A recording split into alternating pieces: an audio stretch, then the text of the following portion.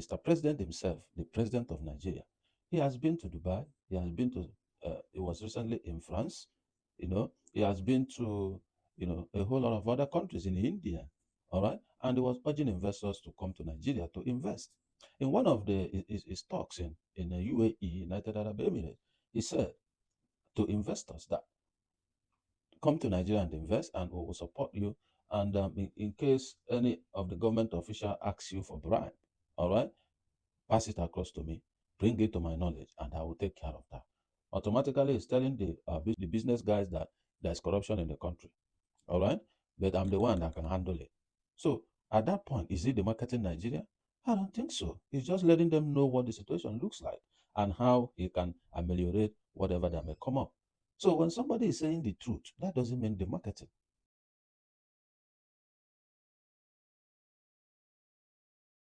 Hi guys, welcome to my channel. This is Andy Media TV welcoming you on Trending Stories. Quite a few weeks ago, a whole lot have been happening across Nigeria, and today I want to look at some salient issues that's trending on the social media platforms and across the globe. Just recently, there was an interview, from the Afrobeat musician Davido, with one of the radio stations over there in America. And during the interview, he made some salient comments concerning the economy of Nigeria. In his word, I think he said that the economy of Nigeria is in shambles, and kind of speaking to Nigerians that it's not really good, And however, that's for those who want to, go back home and invest or whatever they want to do back home, it kind of blowing an alarm that things are not what they used to be, especially when it comes to the economy, come to security and the rest of them. So, but I learned that there are a lot of people, we are looking for his head, for making that comment. Some claim, oh, he's an ambassador. It's not supposed to be demarketing Nigeria. The word demarketing. So I took my time to listen to what he said. I took my time to look at a whole lot of things, before coming up, to make this video. But the point remains that as a people, we have the right to air our views, to air our opinion. Um, and I don't see the reason why people are coming for his head, for sharing his own view, sharing his own perspective. And let it be on record that the video cannot stop anybody who wanna go to Nigeria to do whatever he wanna do. It's just airing his views, airing his opinion based on how he feels, based on how he says things. Because he's practically both in America and in Nigeria. He shoots most of his video back home as well. And coming for him, I don't think is the main thing. The main thing is the issues that he raised. So I took my time to, take some little, research on the economy of Nigeria, and I must say that what he said is not a lie. Being an ambassador doesn't make you to go and be lying. You can't be lying to be an ambassador. An ambassador project things the way they are, and then maybe contribute to see how things can get better. So telling him that he's an ambassador and he's demarketing Nigeria, that is ridiculous. Let me put it to you that Mr. President himself, the president of Nigeria, he has been to Dubai. He has been to. He was recently in France. He has been to a whole lot of other countries in India. All right, and he was urging investors to come to Nigeria to invest. In one of his talks in the UAE, United Arab Emirates, he said to investors that come to Nigeria and invest, and we will support you. And in case any of the government official asks you for bribe, all right, pass it across to me, bring it to my knowledge, and I will take care of that. Automatically, it's telling the business guys that there's corruption in the country. All right, but I'm the one that can handle it. So at that point, is it the marketing Nigeria? I don't think so. It's just letting them know what the situation looks like and how it can ameliorate whatever that may come up. So when somebody is saying the truth, that doesn't mean the marketing. How is the economy of Nigeria today? And the best way to measure it is to ask the citizen, was your life in 2014 when the PDP government was there better than today when the APC has been there? Let them answer. They will tell you, obviously, yes. At that time, they were buying fuel at 140 something, 145 naira, right? Or 87 naira. And then Buhari can make it 145. And today, how much is it? 1,000 plus. What about power? How much do they pay per kilowatt? And how much are they paying today? All right? How about foodstuff? How much were they buying foodstuff those days and today? How about unemployment? What is the rate of unemployment today? So when you look at all the indices, it points out to what Davido has said, that the economy is in shambles. Look at the rate of exchange, changing forex, dollar to naira, pounds to naira, euro to naira. That's not what it was in 2014 when the PDP government was there. All right, some will come up and say, oh, they were subsidizing forex and all that and all that. Spare me that. Even if you take off the subsidy on forex, what other things have you put in place to make the exchange rates a bit stable? The volatility is ridiculous. $1, 1,700 naira. That's ridiculous. How will the economy run? How will the economy function? And go back to record, you know that several companies have left the country. In fact, a few days ago, I heard that Lafarge is also exiting. Why are they exiting? All of them are shouting about harsh economic environment. When you look at our ranking in ease of doing business, you will see what we are talking about. All right? So it's not about what the video said. It's about the reality on ground. So there's no point coming for the video's head. Look at the reality on ground. Any investors going to any country for investment, there are things they look out for. One, they look out for the business and economic environment, which covers things like infrastructure. Look at the security of the country, how secured is their business. All right. They look at rule of law. Assuming our business goes south and we go to court, what is the potential that we can get justice, fair justice? All right. They look about rule of law. So how is the judiciary today? Looking at the drama with the Yahya Bello and the rest of them, looking at all the kind of judgment. Federal High Court here give judgment, another High Court there will give another counter judgment. When they look at all these things, they are part of the indicators the investors will look at. All right. Here you may have the population. All right. You may have the numbers, cheap labor and whatever. But that's not just what it is. How do you get a land? The Dangote refinery said it. That for him to acquire the expanse of land where the refinery was built, he paid $100 million. How do you get this land? So most of the times you got to pay bribe. Most of the times, even when you get the land, it may not be registered in the land development agency, maybe like that. In Abuja, you have the ages and all this. And at the end of the day, government comes, take over the land. You saw what happened to Julius Berger, right? How the Minister of FCT came on air and said, oh, even at the meeting, he didn't even discuss the issue of the land. The next morning, he sent a letter of revocation and took over the land, just like that. These are things investors look at. They can come, spend billions of dollars, build their businesses, and one morning the government will come up and say they are taking over the land, that the land is not properly allocated, or the land they want to build a stadium there. And they just disperse you, just like that. And your billions of dollars go down the drain. You saw what happened to the landmark beach resort, all right? The federal government are supposed to build the coastal highway from another route. So, but what happened? They said no, they're not going to follow the original plan, that they're going to pass the coastal highway through, where they have the landmark resort, the beachfront. So they encroach in the beachfront and said they're going to demolish it and then, build the road down to Calabar from Lagos. Okay. So what happened at the end of the day? We clamored, we made videos, we shouted and screamed and told the government that, oh, that's not a good idea, destroying an indigenous business because we want to build a coastal highway, which was not even originally supposed to go through that route. And what happened at the end of the day? They still went ahead, demolished the place, and then after some weeks, they came back and said, oh, they're not going to continue the coastal highway on that route. They're going to return back to the original plan and do it in the other part of the country. Just think about all this stuff. Somebody who invested $200 million in his business woke up one morning, got a letter that his business will demolish, and then within a couple of weeks or months, that place was demolished. His investments gone. These are the things investors look at before deciding their investment destination. Then back to the ease of doing business I was talking about. They look at how easy is it to pay your taxes, how is it for you to register a business, how is it easy for you to access infrastructure. What infrastructure do we have, for Christ's sake? What infrastructure? So these are the problems. It's not about what Davido said. So there's no point looking for his head. He's an ambassador of good things, not ambassador of lying. He's not a lying machine for the government. All right. So those of them who are seeking for his head, they are the people even feeling the heat in Nigeria as we speak. They are the people who can't even afford, fuel or gasoline for their cars, who have parked their cars and trekking and bought bicycles. They are the same people who can't afford food stuff in the market. They are the same people who, even the financial system, they send money, the money is trapped, they are fighting with the bank to return their money. These the same people who, when their family member dies, their children cannot inherit their money because the bank will deny that the money is no more, is not existing, that the account doesn't exist. It's the same people who police brutalize every day. They are the same people that is saying all these things to Davido. So, as far as I'm concerned, he has right to say whatever he want to say. It's his right to air his view, just like it's the right of those who are also criticizing him to air their own views.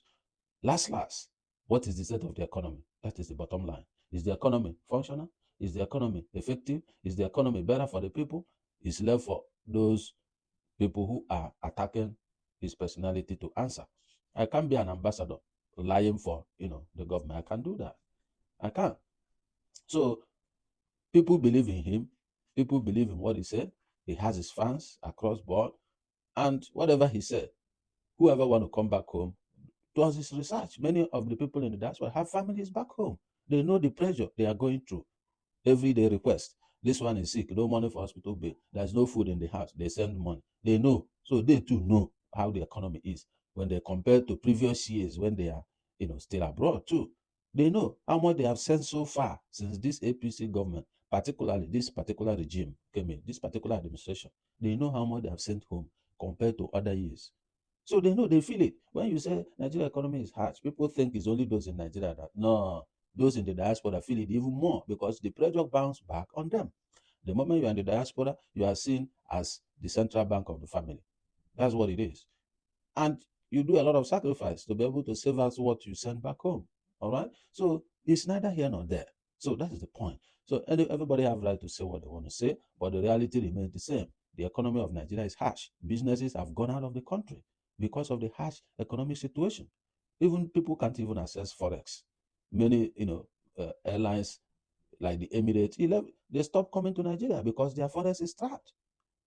All right. So these are part of the problems that is going on within the system. When you go to the area of insecurity, what are you going to say? People are kidnapped at random from their homes. People are kidnapped in the car. There's one chance. You can't even travel by road safely without your heart beating. Because on your way, people just bounce out from the bush and picks people at random and begin to call for ransom. And I keep asking, we were asked to do Nigeria national identity number name at NIMS. People, we did it. And they told us that the essence is to be able to track down people, and you must link it to your phone number. People did it. All right, you must link it, to your phone. So, but till today, kidnappers call for ransom using phone. Why can't they be tracked? Even if they use the phone of the victim, you can still track the phone of the victim and locate their location. Nigeria is not known for having burner phones, just like we know in some crimes. So what is really going on? Is it that the NIN is not effective in national security anymore? All right. They receive these monies through POS. Through POS people. Can't the bank be able to track the POS people? Because I don't really understand how the regulatory environment in the banking sector works in Nigeria, honestly. Because this is a very simple thing to track. When you look at the behavior of that account, a POS agent who every day receives maybe 500K in his or her account, which he uses to pay customers and all that, and suddenly that account receives 10 million. That's a flag. That's a red flag. So the bank's supposed to. So, however, I know that for you to succeed in crime, you must be connected, to people heading the bank, the people in the security and other. Remember the story of Wadume when he was arrested? The police officer that went to pick him up, they were killed because he had a cover from a military guy. All right? So they authorized the murder of those police officers. So these are what happens in the country. You can't be a champion in crime without having backups. A few days ago, I was watching Fisayo Soyambo, the FIJ guy, the investigative journalist guy, how he went undercover, for the illegal bunkering. All right? So you heard what he said. Everything he told the military. The oil bunkerers were telling him exactly everything he told them in a closet. How did they know? They are working hand in hand. And he said it, that they settle the military guys.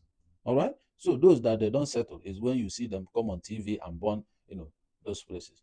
Where do we go from here? So when you go to the judiciary, that's a story of another day.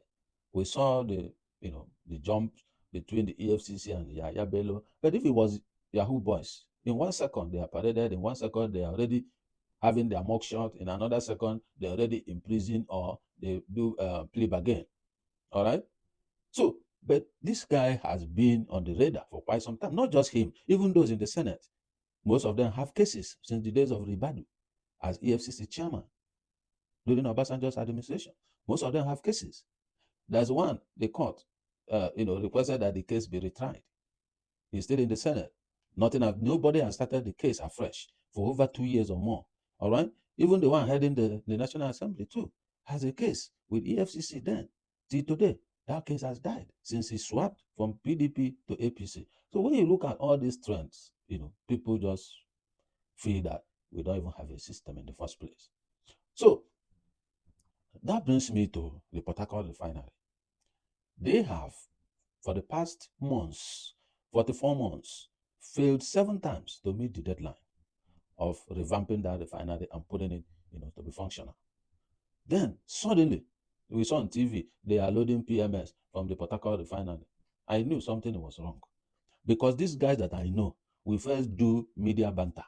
They will first publish it on the media that, the refinery is set, everything is now set, they have done the test run, the refinery will commence operations. So they didn't do all that. We just saw, trucks are loading.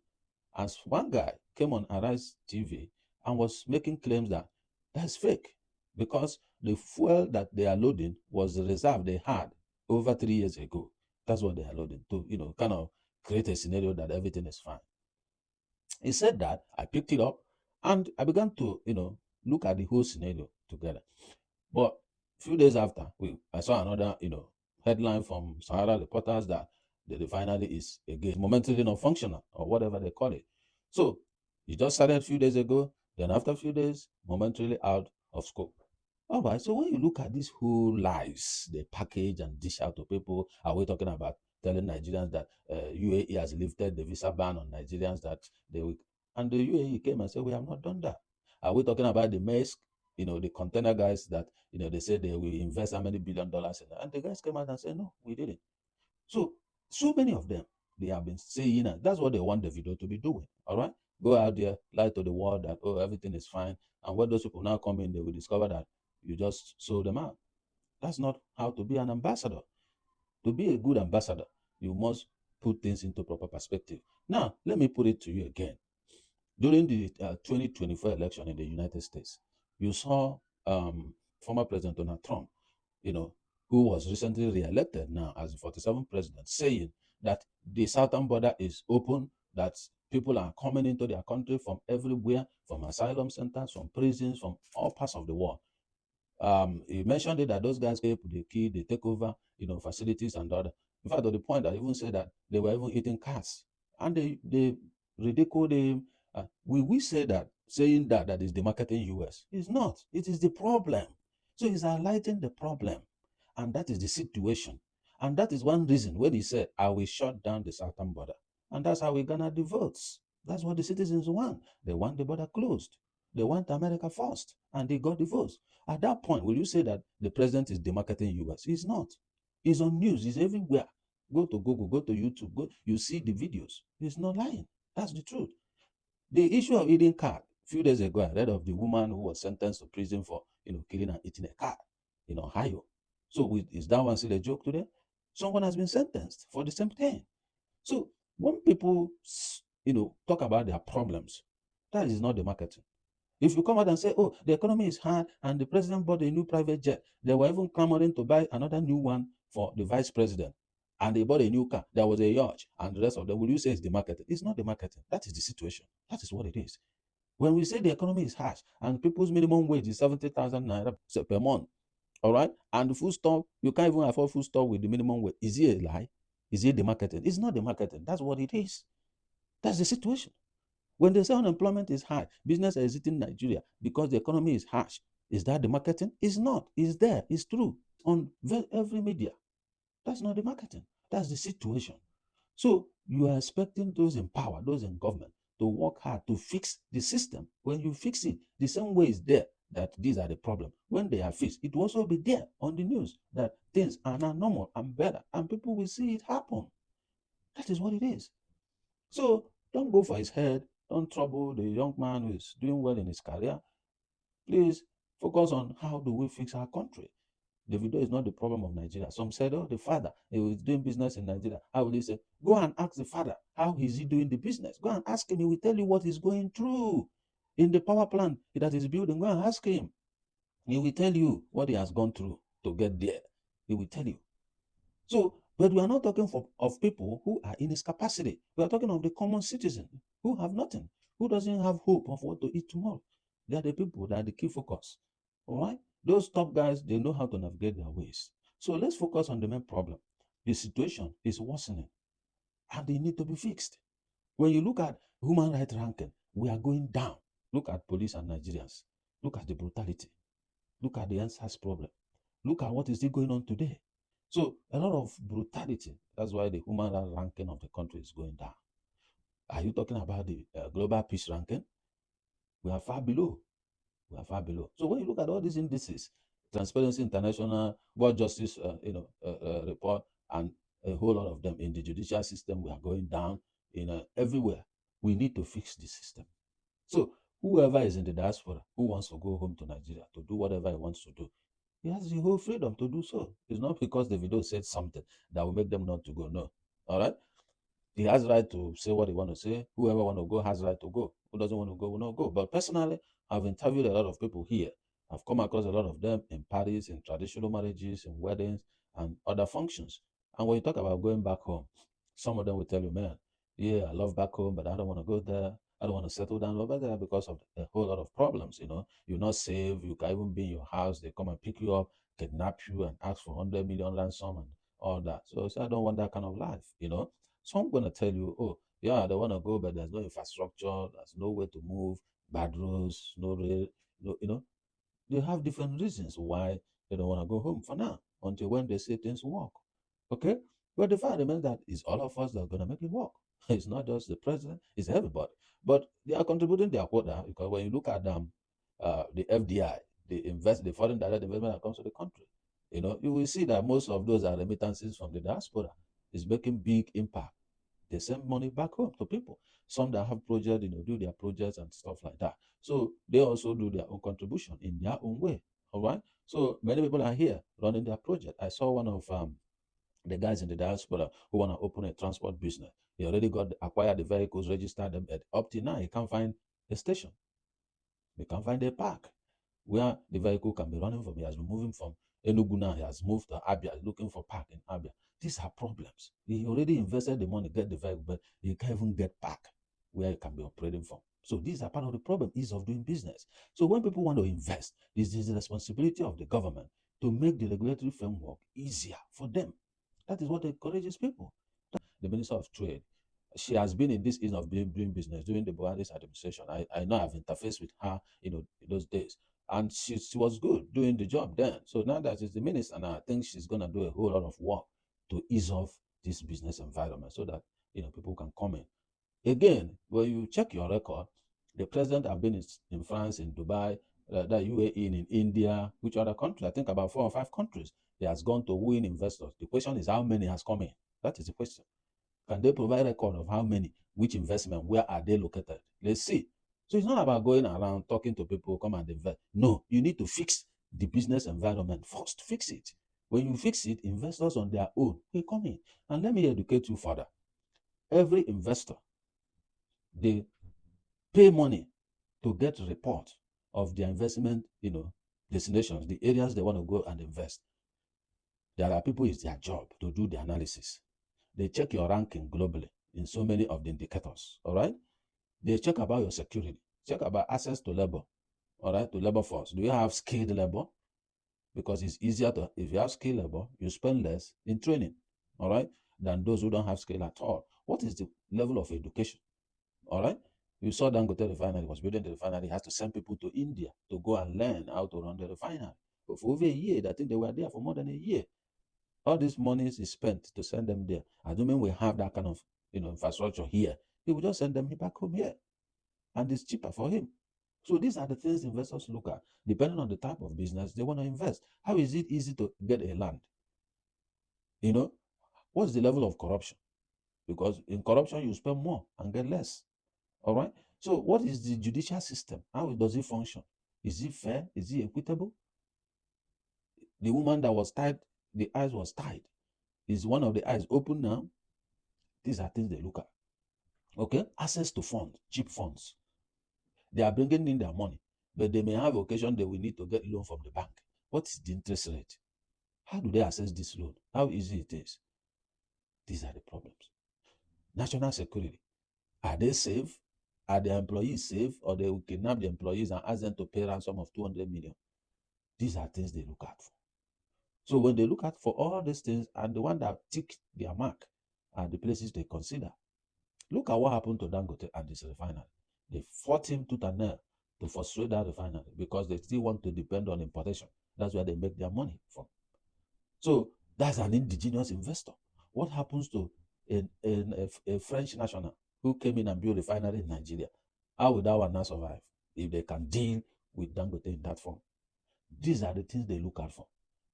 So if you can't treat your indigenous, your own citizens, when you hear the president-elect talking about America first, there's a meaning to that.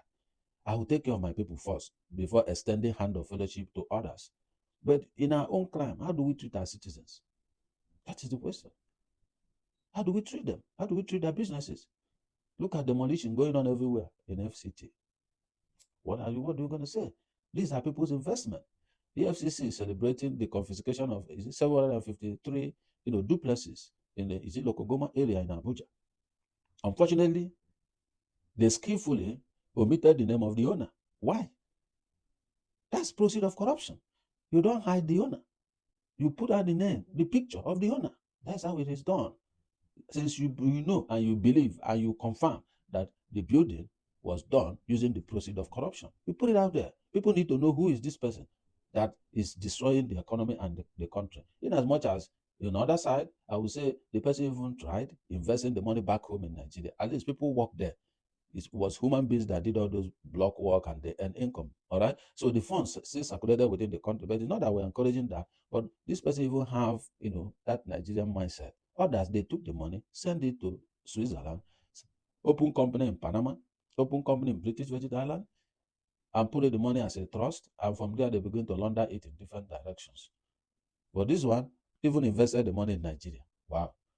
So the issue here is that EFCC must disclose the owner of that house. I've had one of the lawyers on Arise News, mentioning the name, having read the legal document and all that. But why didn't EFCC put it in their communication? They should. Because if it's Yahoo boy, they will take his mugshot, put his name on the board, and put his name on their, tweet on X. That's the way they do it. Put their age, their name, where they are, the state they come from. They do that. So in this case, why didn't they put the name of the owner? This tells you that is the way they treat upper class people and lower class people in the system. And this is what investors are looking at. How do they treat me when I come to their country to invest my hard-earned dollars? Not issue of people reporting exactly what the situation is, and you say they are demarketing the country. No. Go to Google, search for hardship in Nigeria. You see different newspapers, Vanguard, Punch, and the rest of them. They have it on their headlines. There were protests for hunger. It's on everywhere, on TV, it's on CNN, it's everywhere. There's protests for hunger. It happened, and the report were there. So when somebody is saying that the economy is hard, you people are going for his head. I don't really understand why. Is it not true? You that is there shouting at the guy, are you not feeling the heat? Are you not feeling it? Would you say you're okay the way things are? So until we begin to accept the truth, tell ourselves the truth, that's when we begin to deal with our problems. Because the truth will set you free. So let's, work together and fix the system. All right? That's the way things can change.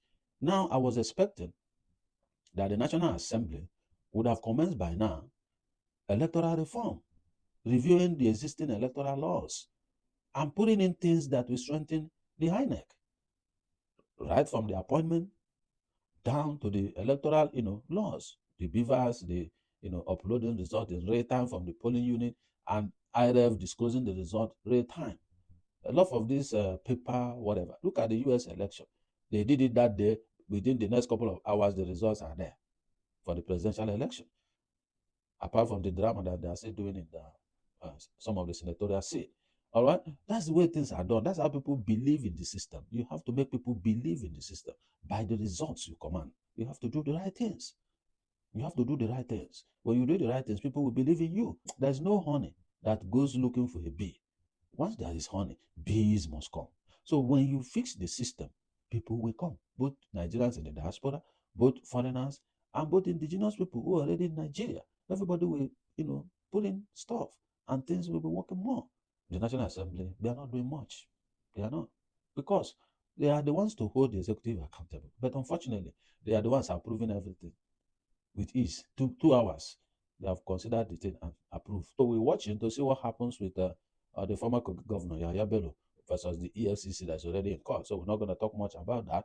But the fact that the way the VIP treatment that was given to him, the way during the day he went to court, the way they were following him at the back as if they are his escort. He was not even on handcuff. One that's so billions doesn't have handcuff. He was wearing his kaftan, waving hands to people, and the escorts from EFCC and the other police are following him behind. Let's see what happens in his, in his case in court. And I hope EFCC have all the necessary documentation to prove their case in court. So EFCC, you need to redeem your image. You need to redeem your credibility by doing things that you need to be doing. Do the things you are expected to do. The people killing Nigeria are majorly those in government, those in power, who are looting all the budgets. You have passed 2025 budget. The 2024 budget, what happened? What is the impact of the 2024 budget? How many roads were built? How many rail lines were built? How many hospitals were built and equipped? How many pipe-borne water was built? Potable water. How many were built?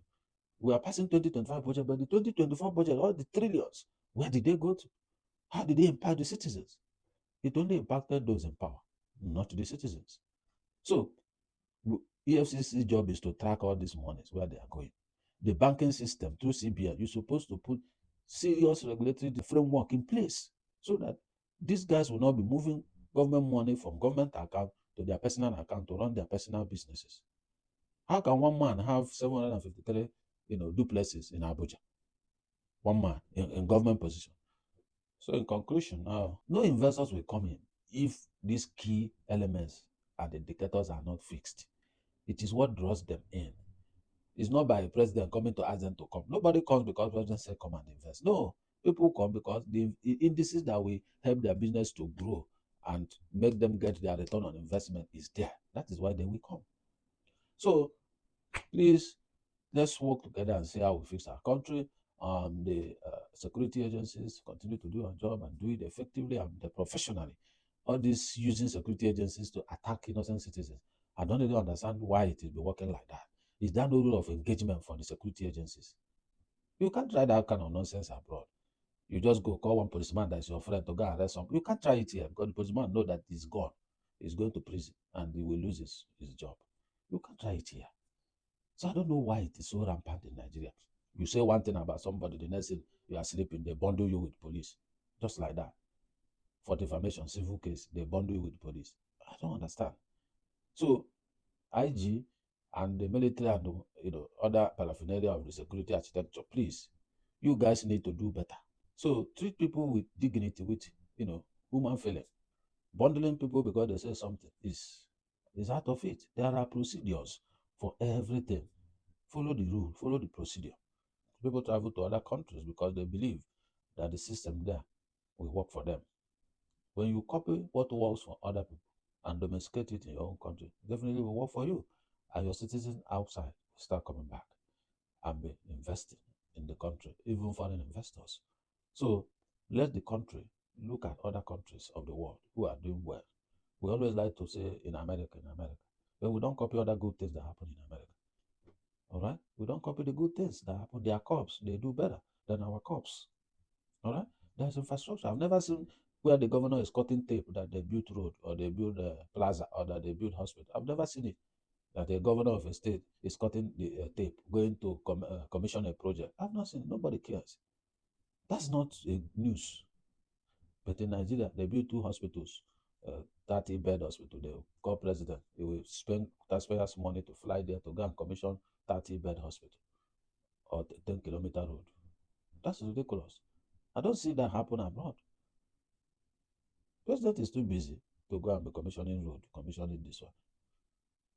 For him to go and commission something must be something very critical, not road and hospital and all this. Nobody cares. So we have to do things and do things in the right way. Things are hard in Nigeria. The economy is harsh. I will say it with my full chest. If you like, come for me. I don't care. The economy is hard, it's harsh. I have people who are outside who have told me why they cannot come back for now until when they say things have improved. So what Davido says is not new. It's there. So, and that's the fact. Even you who is in Nigeria, if you have visa now, you will jackpot immediately. You that is shouting, that is the market. If you see visa now, you will disappear. You are there because you don't have access to visa yet. So what is the point? Don't be a hypocrite. Things are hard. Yes, things are hard. How is government helping? They are not. They are not helping. Honestly. All their policies have been policies that is eating deep on the human scale. They are not helping. So they have to do the right policies that can let the poor breathe. So let's stop pretending and be talking about the market. Which Nigeria are you in the market? What is there you are the market? There's nothing there you are the market. The president himself, what does he say to people? When you go there, ask them, yes, that there's a challenge in insecurity. Is he the marketing Nigeria? He's telling them, yes, there's insecurity problem, but we are trying to, and working to see how to fix it. So when he said that, is he the marketing? It's not. He's telling them, the investor, this is the reality of there's a security problem. But if you come, we'll say I will support you to make sure you are safe. That's it. So what is the difference that Davido said that? What's the difference? You are free to share your comment at the comment section. It's free speech. All right? And I will respond to the comments. But the fact remains, we need to make our country better. And it's the duty of every one of us. If you are new to this channel, please subscribe to my channel, and I'll see you in my next video. But don't forget to put on your notification so that when my next video drops, you'll be able to get notified. I'll see you in my next video. It's nice, sharing my thoughts on these issues. See you in my next video. Thank you.